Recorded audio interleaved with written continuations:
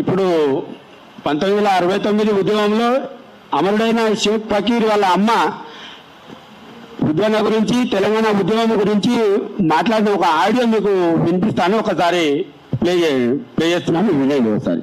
ఇది ఆ పెంపుడు కుక్కలకు, ఆ పెంపుడు కుక్కల యజమానికి ఒకసారి చూడాలి తెలంగాణలో అన్న నేపథ్యం ఏంటిది, తెలంగాణ ఉద్యమంలో అన్న ఏం చేసిండు అని మీకు అందరికీ చెప్పడానికే ఇదంతా అనే చరిత్రని ఇప్పుడు మేమంతా తవ్వి మీ అందరికీ చూపెడుతున్నాం.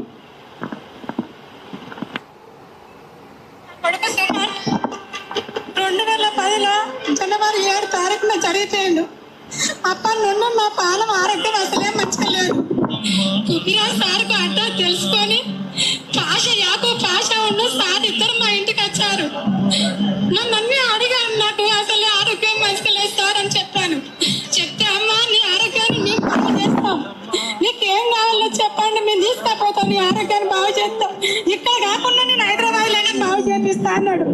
సార్ మళ్ళీ యాకూబ్ పాషా అన్నాను మా ఇంటికి పంపించి నన్ను రప్పించుకొని అమ్మ నువ్వు బాధపడకు, నీ ఆరోగ్యాన్ని బాగు చేసే బాధ్యత మాది అని చెప్తే నాకు ఎంతో మనసు నిమ్మలమైంది.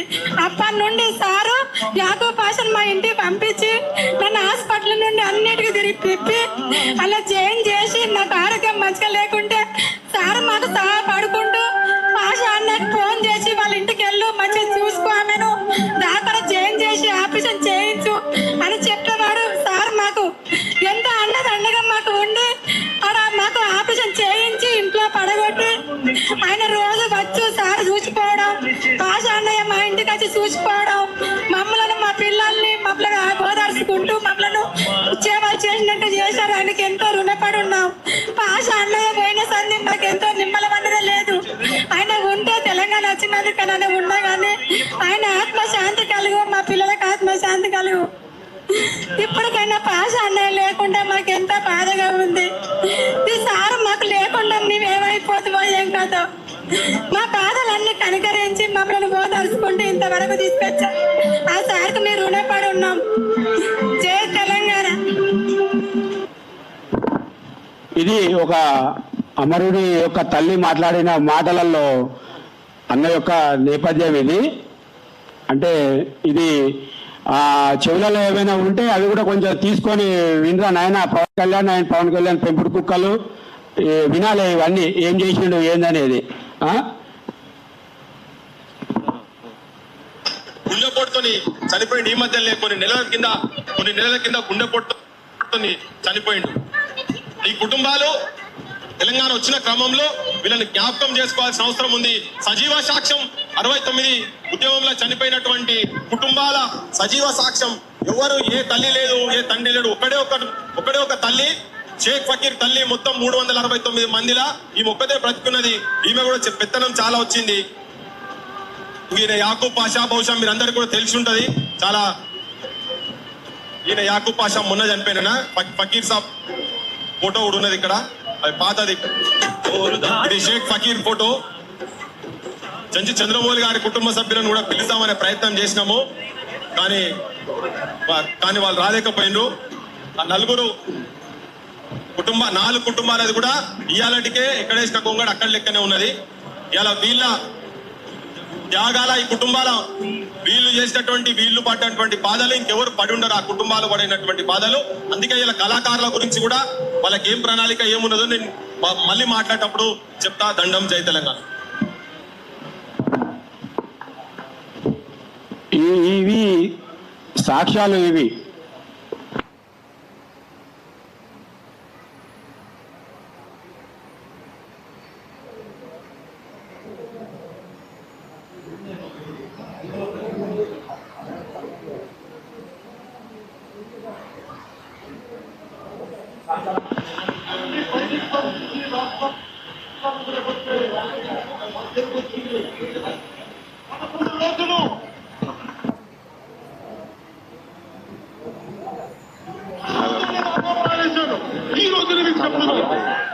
తెలంగాణ రాష్ట్రం ఏర్పడిన తర్వాత ఈ సోకాల్డ్ ఆంధ్రప్రదేశ్ డిప్యూటీ సీఎం ఇప్పుడు నిన్న ఈ ఉద్యమకారుల మీద విషయం చెప్పే ఆయనకు ఆ పవన్ కళ్యాణ్కు ఒకసారి తెలంగాణ ఏర్పడ్డప్పుడు ఆయన ఏం మాట్లాడినా ఒకసారి ఆయన మాటలలో వినాలి. ఆయన ఎంత విషయం ఉన్నది, ఆయన మనసులో ఎంత కుట్ర దాగి ఉన్నది తెలంగాణ మీద అనేది ఒకసారి వినండి.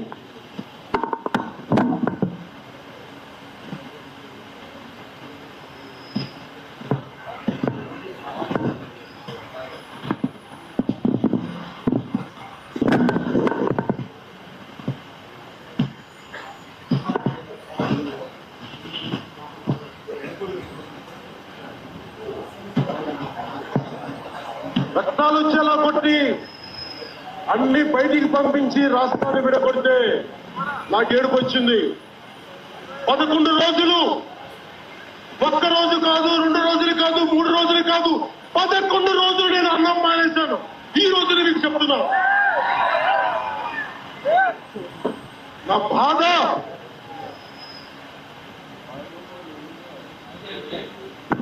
ఇది తెలంగాణ మీద ఆ ఆంధ్రప్రదేశ్ ఉప ముఖ్యమంత్రికి ఉన్న ఏంటి ప్రేమ, దాన్ని పట్టుకొని ఇక్కడ ఒక ఆయన ఈ అసలు స్థితిలైన ఉద్యమకారులను నువ్వేడ ఉద్యమం చేసినావు, ఆయన 35 కోట్లు ఏమని ఇట్లకి వెళ్ళిచ్చినారా ఆయన, అదేవో టీటీడీ పార్టీ తీసుకొచ్చి ఇక్కడికి ట్రాన్స్ఫర్ చేసిండు. 2 కోట్లు అంటే ఉదు తుఫాన్ వచ్చినప్పుడు మా వివేక్ వెంకట సామన్న కూడా బొచ్చడి పైసలు ఇచ్చిండు. అట్లా తుఫాన్లు అట్లాంటివి వచ్చినప్పుడు ఇక్కడ నుంచి కూడా విరాళాలు సేకరించి మస్తు పైసలు ఇస్తారు, అవేమో ఇచ్చిండు. ఇక్కడ ఆయన సినిమాలు చూస్తే మొత్తం ఆయన సినిమాలు నడిచేది మొత్తం నైజాం లేరా పిచ్చోడా, నా మాత్రం నీకు తెలియజేయా ఏం పాడలేదా? మనం చూసే పైసలు ఇక్కడ ఈ నైజామాబాద్ చూసే పైసలలో వాడి ఇచ్చినవి మనం తీసుకున్నాయండి. ఏమైనా అమరుల కుటుంబాలకు ఇచ్చినట్టు 2 కోట్లు ఇచ్చిండు, 35 కోట్లు ఇచ్చిండు. 35 కోట్లు ఆయనే ఇవ్వలేదు, ఆ టీటీడీ ఫండ్లకి వెళ్ళి ఇటు ట్రాన్స్ఫర్ చేయించిండు. ఆ టీటీడీలో మనోళ్ళు ఆ హుండీలలో బొచ్చడి పైసలు ఇస్తారు అక్కడికి పోయిన కాడ. అట్లాంటిది నువ్వు ఓ నికాసైన తెలంగాణ ఉద్యమకారుని పట్టుకొని రారా పోరా మీకు మాట్లాడిన ఒక ఇంకిత జ్ఞానం లేని ఒక వెధవ, ఒక తెలంగాణ ద్రోహి కోసం, నీ చిల్లర ప్రజల కోసం తెలంగాణ చరిత్రను వక్రీకరించే ఈ విషంజిముడు కార్యక్రమాలు బంద్ చేయాలని చెప్పి ఇక్కడి నుంచి మేము హెచ్చరిస్తున్నాము. ఇప్పుడు తెలంగాణ కోసం అమరుడైన ఒక అన్న వాళ్ళ భార్య మాట్లాడుతుంది. అన్న గురించి ఒక 2 మాటలు.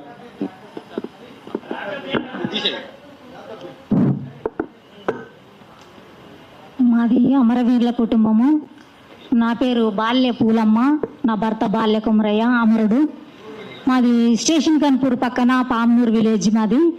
ఇప్పుడు మరి కాంగ్రెస్ ప్రభుత్వం కూడా మేము గెలవంగానే మేము 6 గ్యారంటీలు అమలు చేసినాము.